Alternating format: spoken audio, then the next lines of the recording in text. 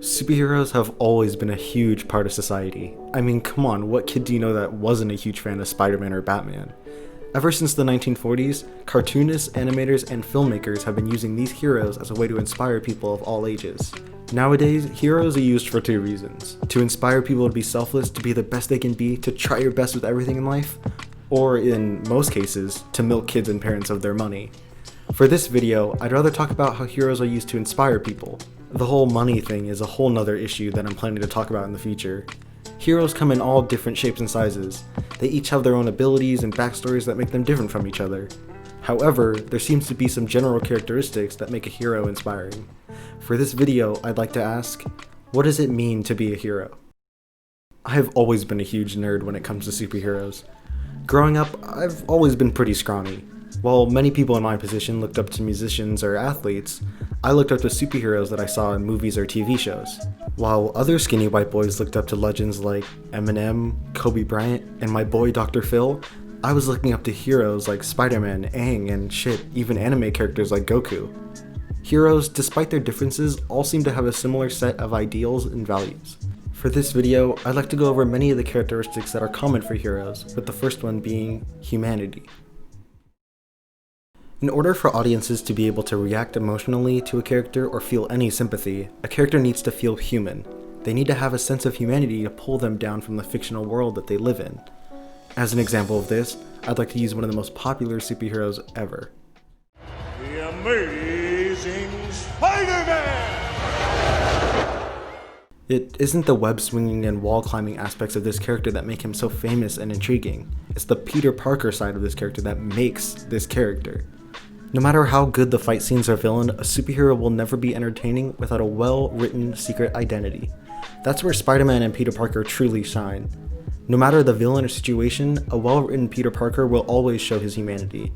The example I want to use is a scene from Spider-Man Homecoming.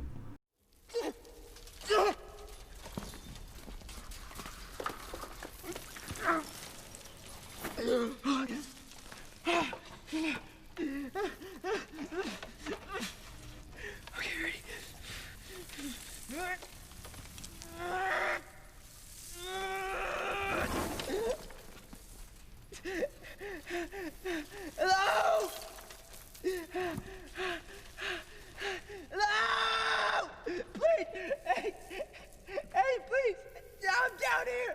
I'm down here! I'm stuck! I can't move! I can't...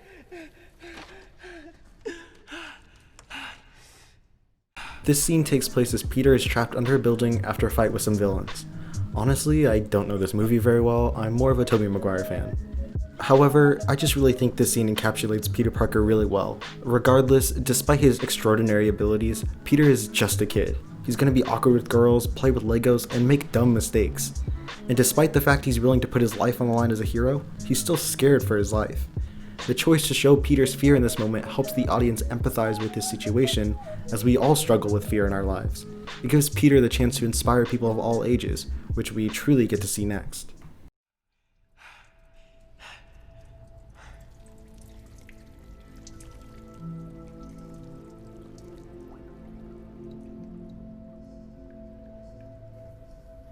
If you're nothing without this suit, then you shouldn't have it.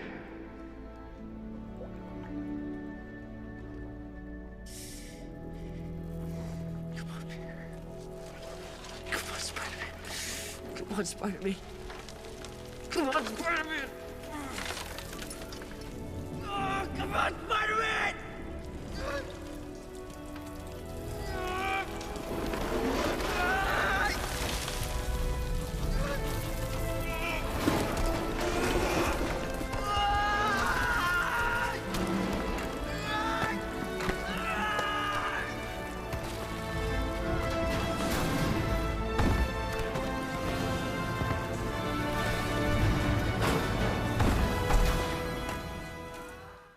The creators of this movie are able to inspire the audience by showing the hero of the film rising above their fear, just through showing the humanity of Spider-Man. And it's for this reason why heroes need to have a strong sense of humanity. However, there is something else that I think is even more important for a hero to have. Inner conflict is the emotional battle inside of a character. It's the struggle inside of a character between two choices. Whether or not a hero has inner conflict is very important, as inner conflict can make audiences empathize with heroes and be further inspired by their actions.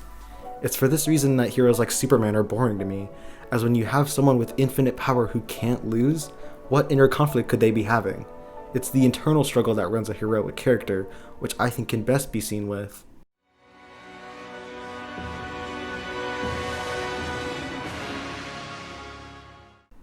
just like Spider-Man, Batman is one of the most iconic and popular superheroes of all time, and for good reason. Sure, Batman has cool cars and it's fun to watch him fight, but Batman is an entertaining hero because of Bruce Wayne's inner conflict. While some of this inner conflict is tiresome and used to death, Why did you say that then? many other examples of Bruce's inner conflict are truly intriguing and thought-provoking, such as his notorious no-kill rule.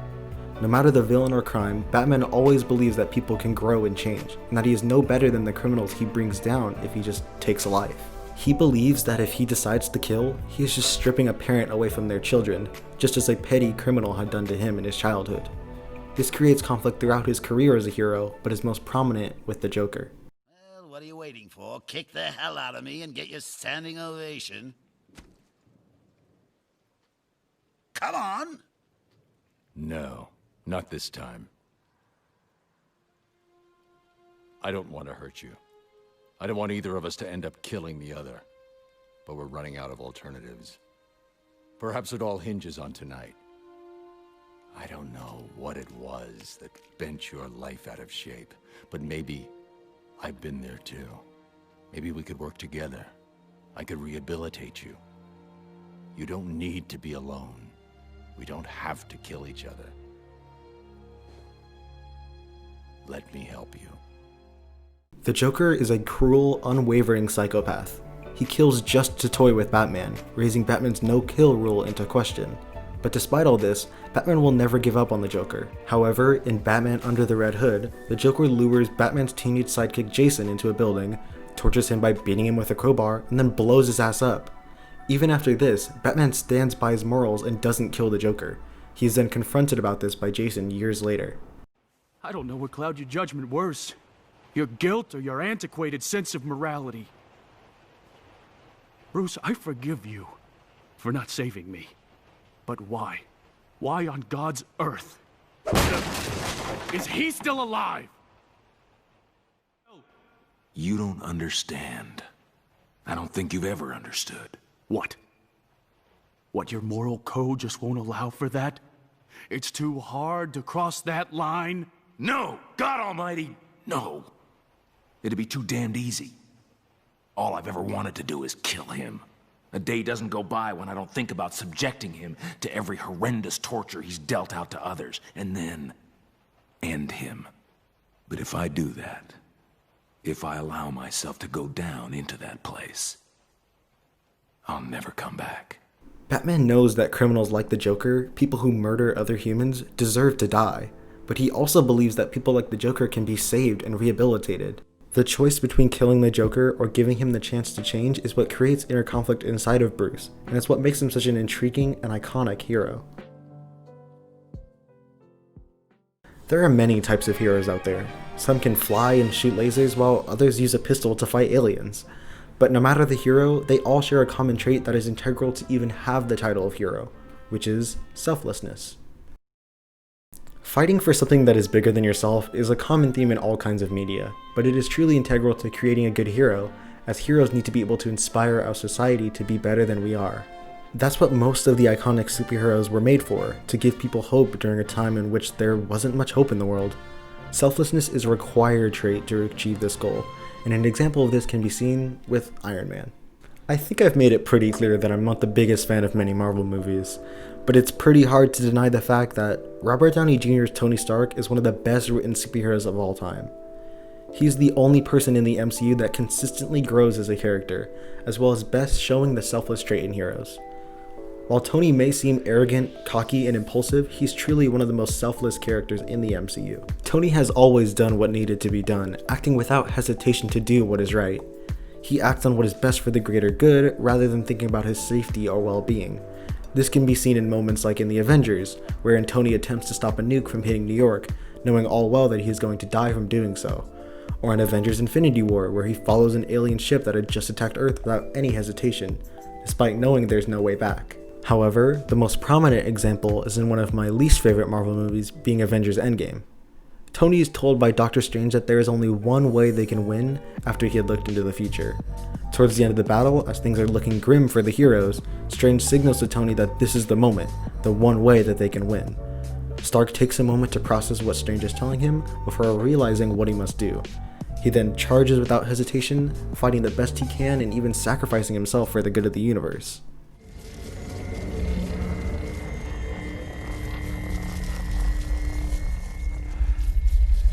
And I am Iron Man. Tony truly embodies the trait of selflessness, seen by his unwavering willingness to put himself on the line for others.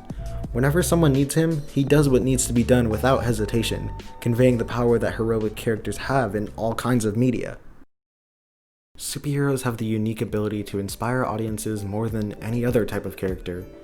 Instead of just turning towards the camera and saying, "Be a good person," superheroes give us the opportunity to see selflessness in action. Wouldn't be able to sympathize with heroes without any inner conflict or humanity, damaging the impact that these characters have. Without any sympathy towards heroes, audiences wouldn't be inspired by their selfless actions, defeating the whole purpose. But if done successfully, heroes can be some of the most effective and inspirational characters, thus explaining why movies such as The Dark Knight, Spider-Man: Homecoming, and The Avengers are some of the most iconic movies of all time. So, for however long these characters can be used in new and unique ways to inspire, it seems like we may be seeing these types of movies for a really long time.